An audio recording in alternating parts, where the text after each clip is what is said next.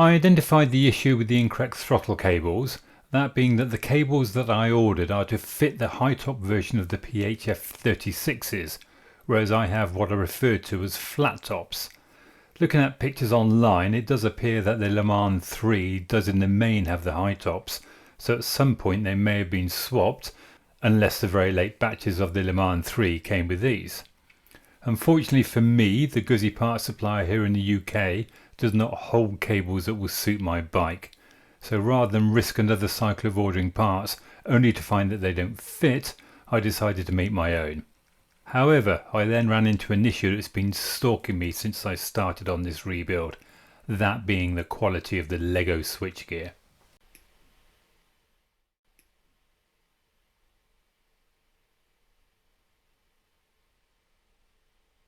I have encountered 3 issues with the switchgear units. One of these is where the wires have become brittle and very easy to snap off their respective terminals. I called this out in part 9, but this was the second time the problem had occurred. I had a similar problem with the starter button on the right hand unit, and you can see here where I had to solder the wires back onto the little tabs. The second problem is the fit. Neither the left or the right switchgear units fit together properly, as both are warped. Whether this is a common issue or as a result of some bodge work in the past, I don't know, but they look bloody awful. The third issue is that the screws that hold the 2 halves of each unit are not secured into solid threaded sections. Instead, they appear to be self-tappers that screw into the soft plastic of the receiving side, and on mine the screws will not tighten. I have tried to fix this by cleaning out the holes and filling them with epoxy resin, but to no avail. This is a particular problem on the right hand side, as the force required to pull the throttle cables just causes the whole unit to rotate. On both sides there are small grub screws that should secure them in position on the handlebars, but due to the issue with the screws they just end up pushing the 2 halves apart. So rather than continuing to try to get the OEM parts to work and look half decent, I've opted to replace them with Tomaselli Domino switchgear. The wiring for these is not a direct fit, so will require modification, and for the right side there is the issue of the throttle twist grip.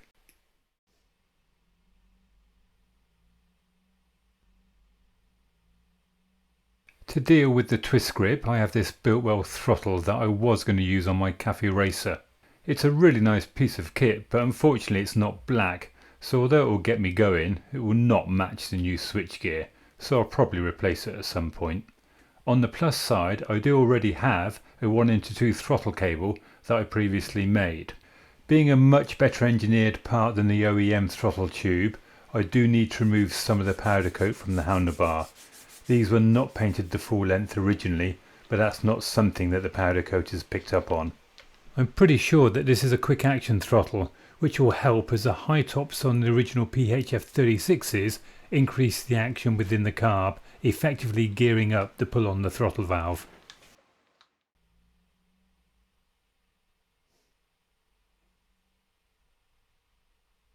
To fit the throttle cables, I start at the carb ends. The 90-degree elbow is screwed into the carb flat top, and the cable is fed down through the throttle valve body and then back into the section that holds against the nipple. As you can see, the valve body is heavily tarnished and worn in certain areas, and in this video it looks quite dirty looking down from the top, but it really is quite clean. The fun bit is getting the spring on. It is nigh on impossible to compress the spring and to hold it to fit the cable through the valve body. So instead I basically screw the spring around the cable, and I found it goes much easier screwing it towards the valve body rather than screwing it towards the top. If there's a better or more correct way, please do let me know in the comments. And of course, the same is repeated for the other carb. To refit the valve bodies to the carbs, it is just a case of guiding each in, noting of course that the slot for the pumper lever needs to be facing the carb inlet. To allow the needle down through its jet, I do find that releasing the spring pressure helps. The tops will also need to be orientated with the pumper lever facing the input. This needs a bit of guidance, and then the top can be pushed into position, You can see that I do a quick check that the valve body moves before doing up the screws.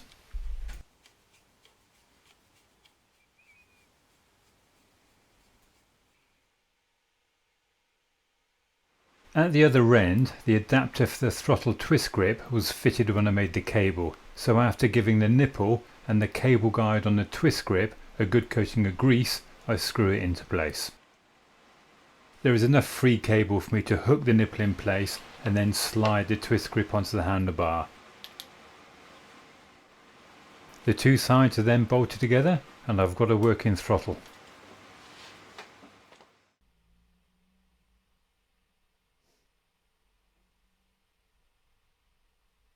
I'm pretty sure that these headers are not original, not least as they are not chromed like the silencers. However, having said that, according to Wikipedia, the first iteration of the Le Mans did come with black painted exhausts.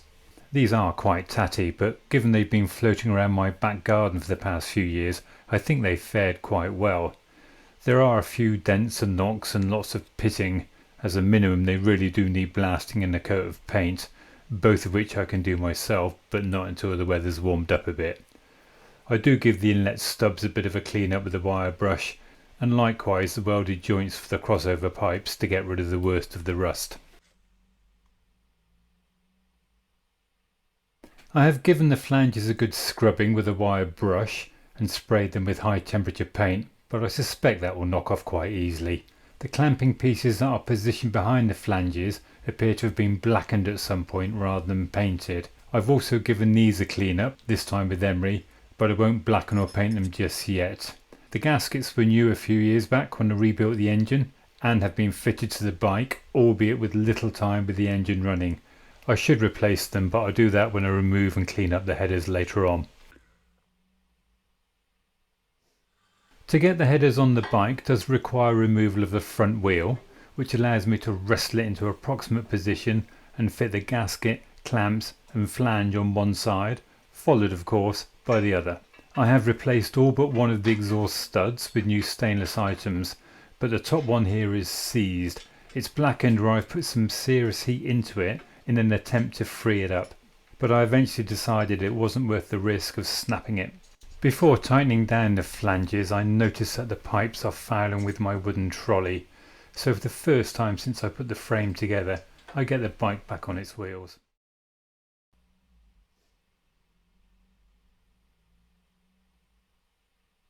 Unlike the headers, I had the good sense to store the silencers inside, up in my loft above the workshop.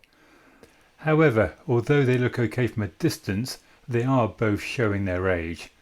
I don't know if these are the original pipes or a later addition. They are both marked as made in Italy. This is the right side, which is the worst of the two. There's a bit of pitting, a fair bit of rust along the weld seams, some creases, and on this one, only, I'm pleased to say, a rust hole. So, armed with a tube of Solvol Autosol, some Scotch-Brite pads and some rags, I get to work and clean them up.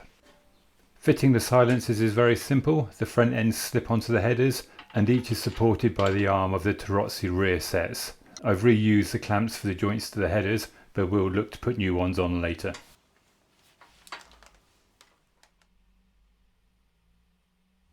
They clean up better than I expected and will be passable on the rebuilt bike, but that rust hole will continue to rot, as will the rust around the weld seams. I'm going to have to patch the hole because I'm pretty sure it won't get through an MOT, but I need to get some patching compound to do that. Looking at these creases, I can see that they would have been a result of the silencers making contact with the rear foot pegs, due either to an overweight pillion or ineffective suspension, or more likely a combination of the two.